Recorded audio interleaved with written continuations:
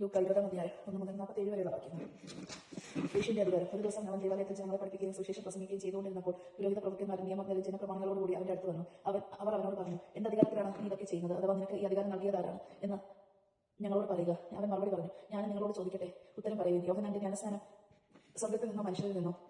അവർ പരസ്പരം ആലോചിച്ചു. സ്വർഗ്ഗത്തിൽ നിന്ന് നാം പറഞ്ഞാൽ പിന്നെ എന്തുകൊണ്ട് നിങ്ങൾ അവനെ വിശ്വസിച്ചില്ല എന്നവൻ ചോദിക്കും. മനുഷ്യരിൽ നിന്നെന്ന് പറഞ്ഞാൽ ജനങ്ങളെല്ലാം നമ്മെ കല്ലെറിയുകയും എന്നാൽ യോഹന്നാൻ ഒരു പ്രവാചകനാണെന്ന് അവർ വിശ്വസിച്ചിരുന്നു. അതിനാൽ അവർ മറുപടി പറഞ്ഞു, എവിടെ നിന്ന് എന്ന് ഞങ്ങൾക്ക് അറിഞ്ഞുകൂടാ. അപ്പോൾ യേശു പറഞ്ഞു, എന്റെ അധികാരത്തിലാണ് ഞാൻ ഇത് ചെയ്യുന്നതെന്ന് ഞാൻ നിങ്ങളോട് പറയുന്നില്ല. മുന്തിരിത്തോട്ടവും കൃഷിക്കാരും. അവൻ ജനങ്ങളോട് ഈ ഉപമ പറഞ്ഞു. ഒരു മനുഷ്യൻ ഒരു മുന്തിരിത്തോട്ടം നട്ടുപിടിപ്പിച്ചു. അത് കൃഷിക്കാരെ ഏൽപ്പിച്ചതിന് ശേഷം ദീർഘനാളത്തേക്ക് അവിടെ നിന്ന് പോയി. സമയമായപ്പോൾ മുന്തിരിപ്പഴങ്ങളിൽ നിന്ന് ഓഹരി ലഭിക്കേണ്ടതിന് അവനൊരു വൃത്തിനെ കൃഷിക്കാരുടെ അടുത്തേക്ക് അയച്ചു. എന്നാൽ കൃഷിക്കാരൻകാർ അവനെ അടിക്കുകയും വെറും കൈയോടെ തിരിച്ചയക്കുകയും ചെയ്തു. അവൻ മറ്റൊരു വൃത്തിനെ അയച്ചു. അവനെ അവർ അടിക്കുകയും അപമാനിക്കുകയും വെറും കൈയോടെ തിരിച്ചയക്കുകയും ചെയ്തു. അവൻ മൂന്നാമതൊരുവനെ അയച്ചു. അവർ അവനെ പരിക്കേൽപ്പിക്കുകയും പുറത്തേക്ക് അറിയുകയും ചെയ്തു. അപ്പോൾ തോട്ടത്തിന്റെ ഉടമസ്ഥൻ പറഞ്ഞു, ഞാൻ എന്താണ് ചെയ്യുക? എന്റെ പ്രിയപുത്രനെ ഞാൻ അയക്കും, അവനെ അവർ മാനിച്ചേക്കും. പക്ഷേ കൃഷിക്കാരൻ അവനെ കണ്ടപ്പോൾ പരസ്പരം പറഞ്ഞു, ഇവനാണ് അവകാശം, ഇവനെ നമുക്ക് കൊന്നുകളയാം. അപ്പോൾ അവകാശം നമ്മുടേതാകും. അവർ അവനെ മുന്തിരിത്തോട്ടത്തിന് വെളിയിലേക്കായിരുന്നു കൊന്നുകളഞ്ഞു. ആദ്യം മുന്തിരിത്തോട്ടത്തിന്റെ ഉടമസ്ഥൻ അവരോട് എന്ത് ചെയ്തു? അവൻ വന്ന് ആ കൃഷിക്കാരെ നശിപ്പിക്കുകയും മുന്തിരിത്തോട്ടം മറ്റാളുകളെ ഏൽപ്പിക്കുകയും ചെയ്യും. അവർ ഇത് കേട്ടപ്പോൾ ഇത് സംഭവിക്കാതിരിക്കട്ടെ എന്ന് പറഞ്ഞു. യേശു അവരെ നോക്കിക്കൊണ്ട് പറഞ്ഞു, പണിക്കാർ ഉപേക്ഷിച്ച് കളഞ്ഞ കല്ല് മൂലക്കല്ലായി തീർന്നെന്ന് എഴുതപ്പെട്ടിരിക്കുന്നത് എന്താണ്? ആ കല്ലിന്മേൽ നിപ്പതിക്കുന്ന ഏതൊരുവനും തകരും. അത് ആരുടെ മേൽ പതിക്കുന്നുവോ അവനെ അത് ധൂളിയാക്കും.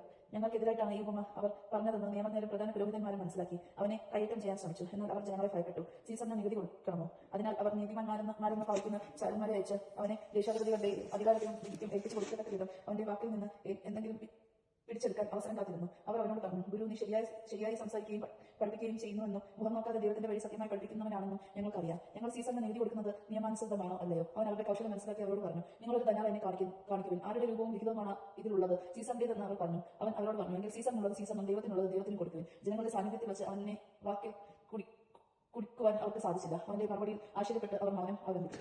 പുനരുദ്ധാനത്തെക്കുറിച്ച് വിവാദം. പുനരുദ്ധാനം നിഷേധിക്കുന്ന ചിലർ അവനെ സമീപിച്ച് ചോദിച്ചു, ഗുരു, ഒരാളുടെ വിവാഹത്തിനായി സഹോദരൻ സന്താനമില്ലാതെ മരിച്ചാൽ അവൻ ആ സഹോദരന്റെ വിധവയെ സ്വീകരിച്ച് അവന് വേണ്ടി സന്താനത്തെ ഉത്പാദിക്കണമെന്ന് മോശ കൽപ്പിച്ചിട്ടുണ്ട്. ഒരിടത്ത് 7 സഹോദരന്മാരുണ്ടായിരുന്നു. ഒന്നാമൻ ഒരുവനെ വിവാഹം ചെയ്തു. അവൻ സന്താനമില്ലാതെ മരിച്ചു. അനന്തരം രണ്ടാമനും പിന്നെ മൂന്നാമനും അവളെ ഭാര്യയായി സ്വീകരിച്ചു. അങ്ങനെ 7 പേരും സന്താനമില്ലാതെ മരിച്ചു. അവസാനം ആ സ്ത്രീയും മരിച്ചു. പുനരുദ്ധാനത്തിൽ അവരിൽ ആരുടെ ഭാര്യയായിരുന്നു? അവൾ 7 പേരോടും ഭാര്യയായിരുന്നല്ലോ. യേശു അവരോട് പറഞ്ഞു, ഈ യുഗത്തിന്റെ സന്താനങ്ങൾ വിവാഹം ചെയ്യുകയും ചെയ്തു കൊടുക്കുകയും ചെയ്യുന്നു. എന്നാൽ വരാനിരിക്കുന്ന യുഗത്തെ പ്രാപിക്കുന്നതിന് മരിച്ചവരിൽ നിന്ന് ഉയർത്തെഴുന്നേൽക്കുന്നതിനും യോഗ്യരായവർ വിവാഹം ചെയ്യുകയോ ചെയ്തു കൊടുക്കുകയില്ല. പുനരുദ്ധാനത്തിന്റെ മക്കൾ എന്ന നിലയിൽ അവർ ദൈവദൂതന്മാർക്ക് തുല്യരും ദൈവമക്കളുമാണ്. മരിക്കാൻ സാധിക്കില്ല. മോശയ്ക്ക് പോലും മുൾപ്പടപ്പിങ്കിൽ വെച്ച് കർത്താവിനെ അബ്രഹാമിന്റെ ദൈവമെന്നും ഇസഹാക്കിന്റെ ദൈവമെന്നും യാക്കോബിന്റെ ദൈവമെന്നും വിളിച്ചുകൊണ്ട് മരിച്ചവർ ഉയർക്കുമെന്നും കാണിച്ചു തന്നിട്ടുണ്ട്. അവിടുന്ന് മരിച്ചവരുടെ അല്ല, ജീവിക്കുന്നവരുടെ ദൈവമാണ്. അവിടത്തേക്ക് എല്ലാവരും ജീവിക്കുന്നവർ തന്നെ. നിയമജ്ഞരിൽ ചിലർ, ഗുരു, നീ ശരിയായി സംസാരിക്കുന്നു എന്ന് പറഞ്ഞു. അവനോട് എന്തെങ്കിലും ചോദിക്കാൻ പിന്നീട് അവർ മുതിർന്നില്ല. ക്രിസ്തു ദാവീദിന്റെ പുത്രൻ. അപ്പോൾ അവൻ അവരോട് ചോദിച്ചു, ക്രിസ്തു ദാവീദിന്റെ പുത്രനാണെന്ന് പറയാൻ എങ്ങനെ കഴിയും? ദാവീദ് തന്നെയും സങ്കീർത്തന പുസ്തകത്തിൽ പറയുന്നു, കർത്താവിനോട് അരുൾ ചെയ്തു, ഞാൻ നിന്റെ ശത്രുക്കളെ നിനക്ക് പാതപീഠങ്ങളാക്കോളം നീ എന്റെ